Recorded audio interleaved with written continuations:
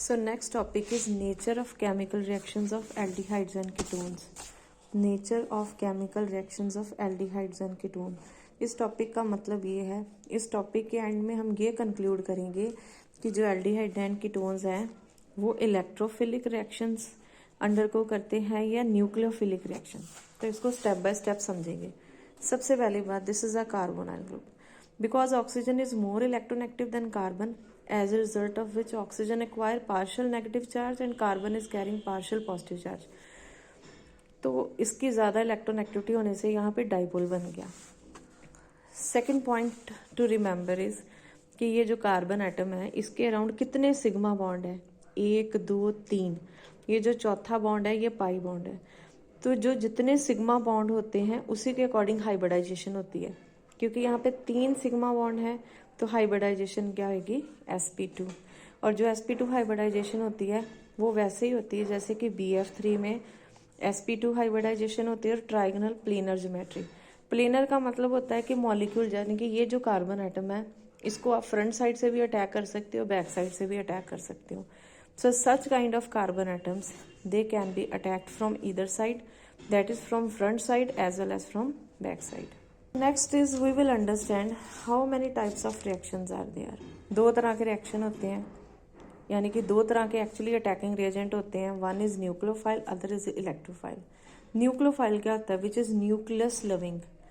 Nucleus के ऊपर अगर पॉजिटिव चार्ज है तो जो न्यूक्लियस लविंग होएगा उसके ऊपर कौन सा चार्ज होता है, नेगेटिव चार्ज। तो हम इसको इस तरह से याद रखेंगे, N for nucleophile and N for.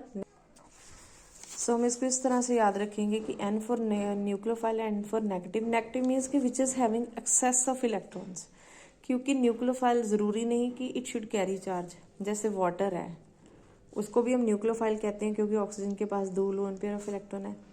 हम जो अमोनिया है उसको भी न्यूक्लियोफाइल कहते हैं क्योंकि नाइट्रोजन के ऊपर 1 इलेक्ट्रॉन पेयर है, राइट।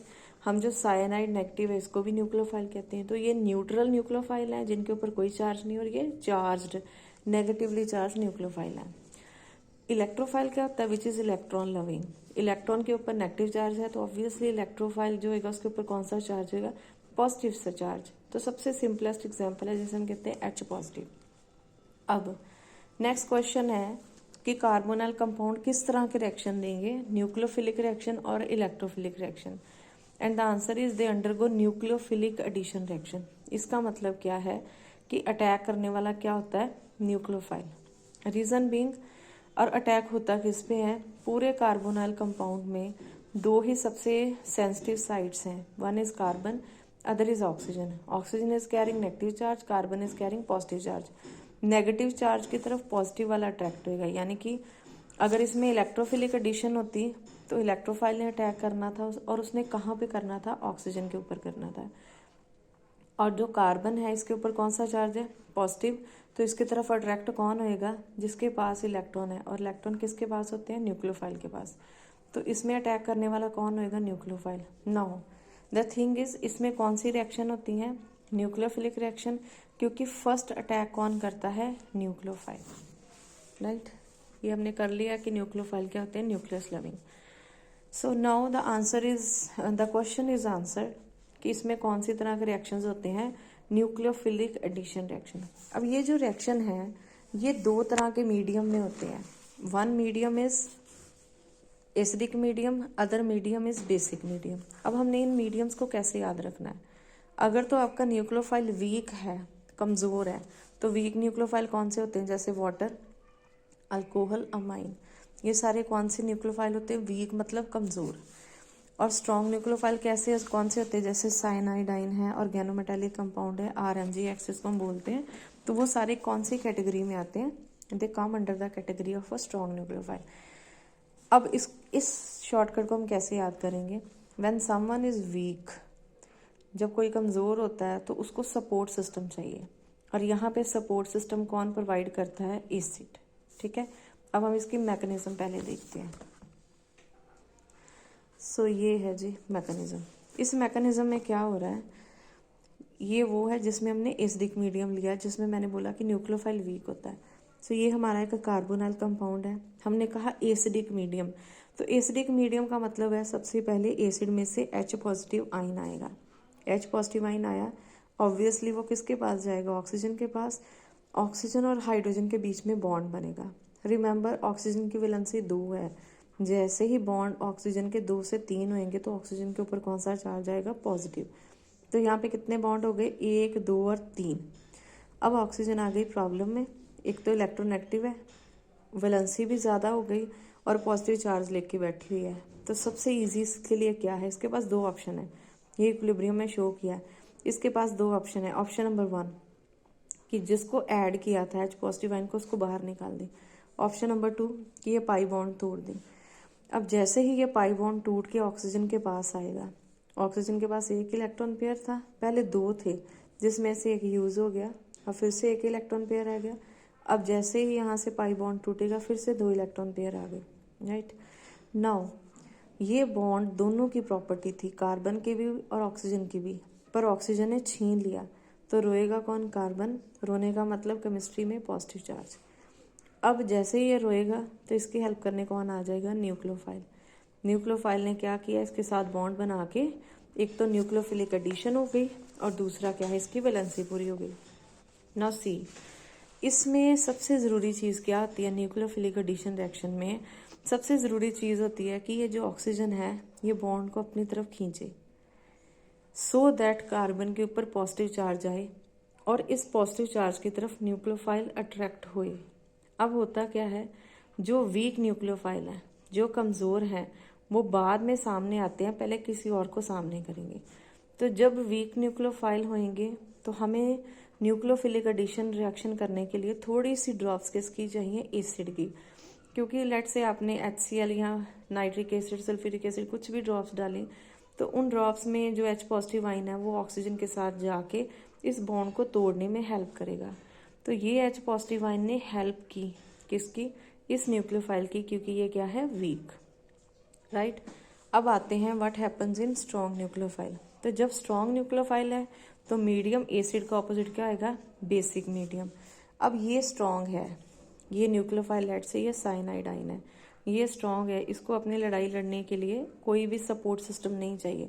तो ये सीधा जाएगा कार्बन के पास, उस पाई बॉन्ड को तोड़ के किसके ऊपर शिफ्ट करेगा, ऑक्सीजन के ऊपर, ठीक है। और कार्बन के ऊपर पॉजिटिव चार्ज आने ही नहीं देगा क्योंकि इसी ने पाई बॉन्ड तोड़ा, उसके साथ डायरेक्ट बॉन्ड बनाया। अब सेकेंड स्टेप में किसकी एंट्री होएगी, H पॉजिटिव आयन की। वो किसी रिएजेंट से ऐड हो सकता है, वो सॉल्वेंट से ऐड हो सकता है। तो H पॉजिटिव आयन ऐड होके 100% किसके पास जाएगा, ऑक्सीजन के पास। तो ये बन गया एडिशन कंपाउंड। नाउ कंपेयर, ये एडिशन कंपाउंड और ये एडिशन कंपाउंड ये सेम है। डिफरेंस क्या है, यहाँ पे पहले ऐड हुआ इलेक्ट्रोफाइल जिसने बॉन्ड ब्रेकिंग में हेल्प की। यहाँ पे सीधा डायरेक्टली ऐड कौन हुआ है, न्यूक्लियोफाइल, जिसने बॉन्ड ब्रेक करके फिर लास्ट स्टेप में किसको ऐड किया, H पॉजिटिव आयन को।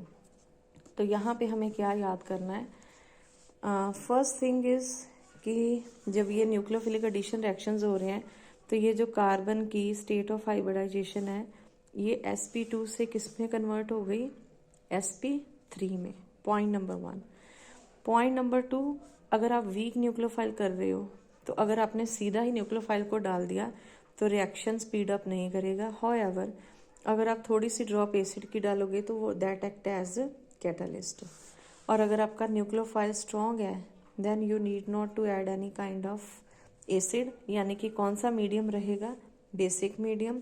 और ये रिएक्शन यानी कि न्यूक्लियोफाइल ऐड होके अपने आप आपकी एडिशन कंप्लीट हो जाएगी। सो नेक्स्ट इसी का पॉइंट था।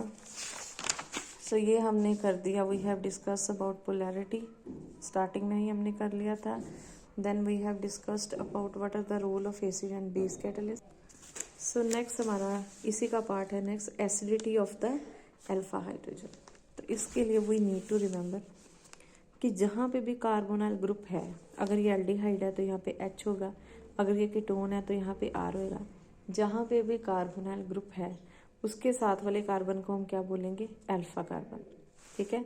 और ये बाकी चेन कॉन्टिन्यूड ऐसे ही आएगी और उस कार्बन के साथ जो हाइड्रोजन अटैच है that will be alpha hydrogen. अब हमें याद क्या रखना है, ये जो कार्बोनाइल ग्रुप होता है इसमें ऑक्सीजन इज हाईली इलेक्ट्रोनेगेटिव, तो इसका कौन सा इफेक्ट होएगा, -I effect. Minus I effect क्या करता है, इलेक्ट्रॉन को अपनी तरफ खींचता है, ये इलेक्ट्रॉन को अपनी तरफ खींचेगा। इन रिटर्न ये कार्बन इस कार्बन पे जोर लगाएगा, अपनी तरफ खींचेगा। इन रिटर्न ये कार्बन इस हाइड्रोजन से अपनी तरफ इलेक्ट्रॉन खींचेगा। इससे क्या होता है कि ये जो अल्फा कार्बन और अल्फा हाइड्रोजन के बीच में इनका अपना बॉन्ड है, that will be very weak. अगर ये वीक है, that means this hydrogen can be easily displaced as H positive ion. तो जैसे ही हम कोई बेस डालेंगे तो बेस प्रोटोन को छीन के चली जाएगी। प्रोटोन को छीनने का मतलब जब ये CH बॉन्ड टूटेगा तो इलेक्ट्रॉन पेयर कार्बन के ऊपर छोड़ के जाएगा, it will be removed as H positive. तो जैसे हमने बेस डाली OH negative plus H positive, यानी कि वाटर की फॉर्म में निकल गया और इस कार्बन के ऊपर क्या आ गया, नेगेटिव चार्ज। नाउ ये यहाँ पे क्या है, एक अनसैचुरेशन है और यहाँ पे क्या है, अनशेयर्ड पेयर है। जब ये दोनों आपस में क्लोज एडजेसेंट पोजीशन में होते हैं तो क्या होती है, रेजोनेंस। रेजोनेंस मीन्स ये बॉन्ड यहाँ पे डबल बॉन्ड बना सकता है, ठीक है, यानी कि ये पाई बॉन्ड बना सकता है और ये पाई बॉन्ड टूट के ऑक्सीजन के ऊपर जा सकता है। तो क्या होगी, रेजोनेंस। रेजोनेंस की वजह से ये जो कार्बन आयन है it will be stable. So अगर आपसे पूछा जाए what is the cause of acidity of this alpha hydrogen, तो there are two factor. First factor is the minus I effect of this carbonyl group. ये जो carbonyl group है इसकी minus यानी कि माइनस इंडक्टिव इफेक्ट है which is electron withdrawing in nature. एक तो वो हाइड्रोजन का रिलीज इजी करता है। सेकेंड थिंग इज कि हाइड्रोजन को रिलीज होने के बाद जो बच जाता है carbon ion, this is a carbon ion because anion means negative charge is being carried out by carbon. तो वो जो कार्बन आइन है that is resonance stabilised. So that's all about acidity of the alpha hydrogens.